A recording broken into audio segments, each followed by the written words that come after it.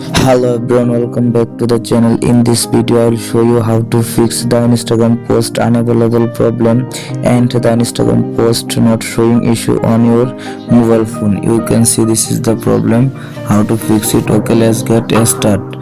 First, go to your phone settings and scroll down. Now tap on apps option, tap on search bar, search Instagram, tap on Instagram, force stops. Okay, scroll down, then click on storage, click on clear cache and clear data, delete. Okay, go back.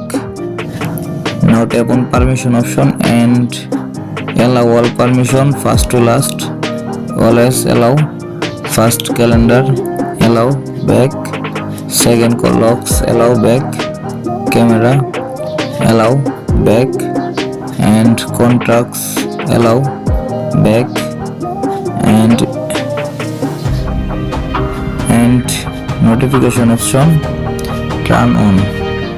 Okay, enable notification option, back, and phone allow, photos and videos, always allow all. Okay, allow all permission complete. Okay, back and check your internet connection or Wi-Fi connection. My Wi-Fi already connected.